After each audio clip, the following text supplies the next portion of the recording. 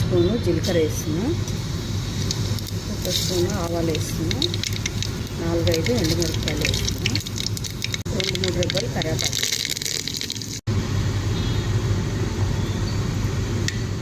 ఇప్పుడు ఉల్లిపాయలు సన్నగా పొడిగా కట్ చేసుకున్న ఉల్లిపాయలు వేస్తున్నాను, టమాటా కూడా వేస్తున్నాను.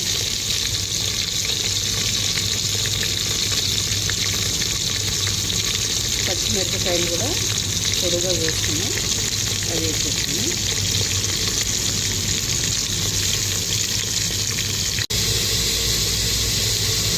ఇప్పుడు ఒక స్పూన్ పసుపు వేస్తున్నాం,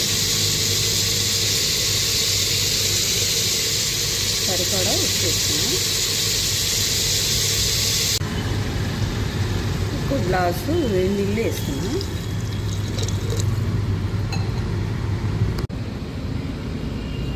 నానబెట్టుకున్న చింతపండు మెత్తగా పిసుకోవాలి.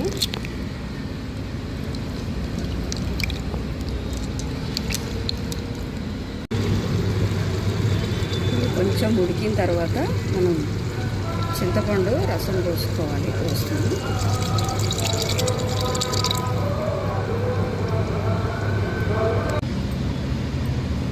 ఉలవలు అయితే ఇగో ఇట్లా మెత్తగా ఉడికించుకోవాలి. మెత్తగా ఉడికించిన ఇప్పుడు మనం ఈ చారు వడగట్టుకోవాలి.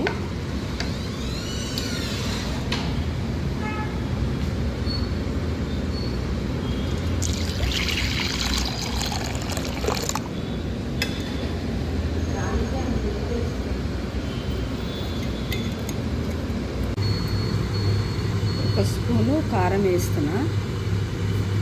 మేమైతే కొంచెం కారం ఎక్కువ తింటాం కాబట్టి కారం వేస్తున్నా. మీరు కారం మీకు నచ్చితే వేసుకోండి, లేకపోతే లేదు. ఇప్పుడు ఉలవచారు పోస్తున్నా. ఉలవచారుకి 7-8 ఎల్లుల్లిపాయలు తీసుకున్నా. కొంచెం ఒక స్పూను జీలకర్ర, ఒక స్పూన్ కంటే తక్కువగా మిరియాలు తీసుకొని అది కచ్చాపచ్చా దంచుకోవాలి.